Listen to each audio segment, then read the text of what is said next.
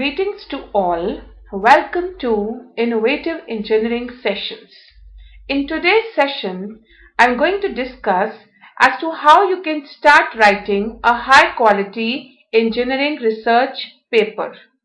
My focus would be on quality, as we all know quality is over quantity. Before to any further details, I would start with a very basic topic, or you can say a very basic framework as to what do you mean by research. Research is innovation. Research is originality. Research is something new, that is, you've created something after a lot of brainstorming sessions, after gathering a lot of data, a lot of figures, facts, and then you have drawn a conclusion, you have found something new. It is a very popular saying that it is what I am doing. Research is what I am doing when I don't know exactly what I am doing. Yes, you start doing research on a topic, but you end and land into something else. It usually happens. So, coming to our topic, that is, it is being clear as to what is research. Now, our main target is how you can start writing a research paper. See, a research paper writing is not a one-day task. It is an art. Yes, you can say research paper writing is an art and it can be attained, perfection can be attained in this domain by trying again and again. So a research paper is that all your findings, all your facts are formulated into a systematic manner and then you can send it for publishing. Next, though there are a lot of research paper types, but since it is a beginner's module, I would like to discuss with you two types of research papers. The first one being literature review papers or survey papers.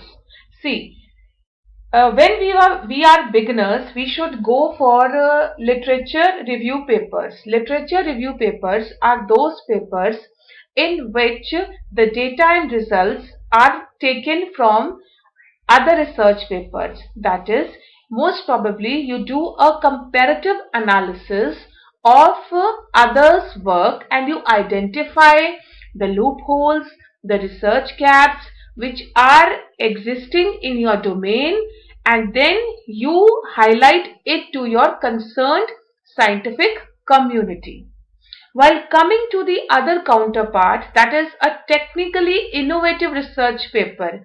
As you can see in the arrow diagram, this is your innovation. That is, after doing a thorough literature survey, after doing several brainstorming sessions, you have come to a conclusion, and after proper experimental setup, you have drawn results which are superseding to the ones which are present in literature. So this is a technically innovative research paper. That is, here innovation is there. You have done something new and creative. So if you are a beginner, you should first go to write a review paper or a literature survey paper, and then after you get a little bit expertise, then you should go for writing a technical paper. Now I would like to discuss with you, if you are writing a literature review paper or you are writing a technical paper, there are some important points which you have to keep into mind. Or you can say, as you people can see, these are the basic framework for any research paper. First is the title. See, the title of your research paper should be very catchy and simple. Yes, it should be attractive. Then comes the cover page. In the cover page, it contains your information. If it is you are the first author, second author, and so on, your address and email, etc. Now comes a very important part of a research paper, which is known as abstract. See, whenever you are communicating your research paper either to a conference or to a journal, it is the title and the abstract which is read first, and then accordingly your paper is reviewed whether it should be published or not. So in abstract you should give a very short and concise introduction, you can say. You should also mention the loophole which was there in literature and which you have rectified it in your paper, and you should also mention the methodology in a very short and concise way. So this is a very important part of a research paper. Then comes the keywords. In keywords, you have to write the main words which define the functionality, or you can say which define the main aspect of your research paper. Then comes the introduction. Now in the introduction, you have to give or introduce your research problem or the research topic. Here you can also write some of the limitations which are there in your study. And then coming to the literature review. See, you can write a different section for literature as well, or you can club it with the introduction section also. It goes either way. Now, the next important step is your proposed methodology. See, if you are writing a literature review paper, so that paper would having a lot of methodologies, because there you are doing a comparative analysis of other papers' methodologies. But if you are writing a innovative paper, a technical innovative paper, so you have to mention the algorithm by which you have used to get the results. So try to introduce block diagrams in this section, which gives you a more chance of paper selection. So coming to our next section, this is the results and discussions section.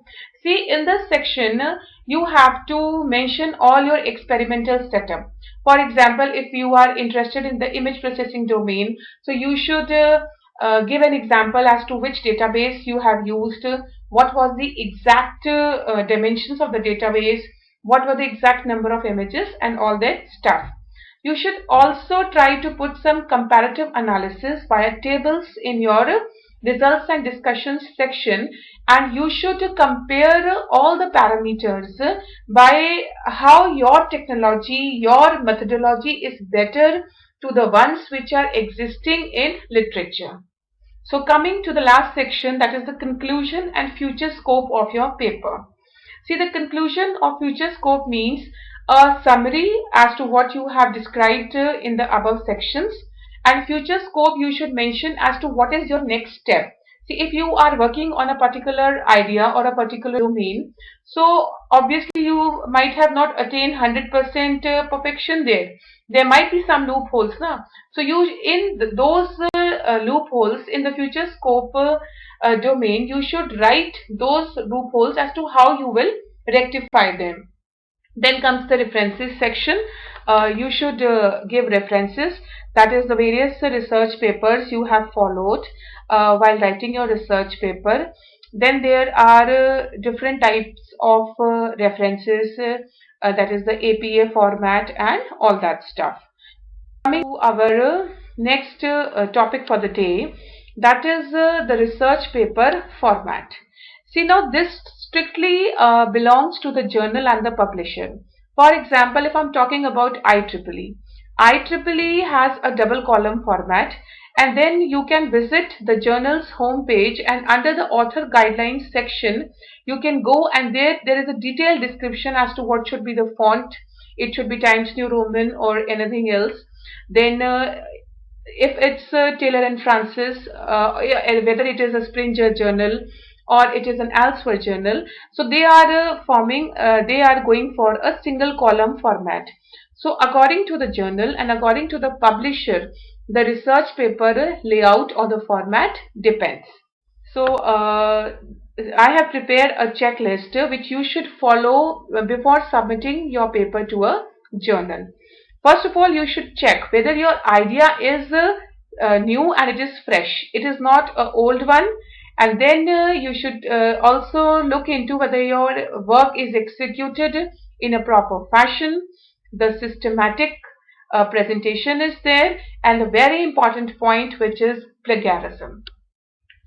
For most of the journals, the plagiarism, if you go for SCI journals, the plagiarism should be less than 10%. Yes, you can check plagiarism via plagiarism checking softwares. Plagiarism is something that you don't have to copy others' work or others' lines as it is. So we are having plagiarism checking softwares. That is one example I can give you. That is Turnitin. And last, the manuscript layout. Please do read into detail the author guidelines as to what the journal or that publisher is expecting in your research paper or in your manuscript. So accordingly, you should prepare your manuscript. So that was all for today's session. So don't forget to subscribe the channel so that you will be notified for upcoming videos. So in my other video, I would be discussing upon as to how you can get your paper published and what steps you should follow as to get your paper published in a SCI journal or any Scopus conference. Thank you.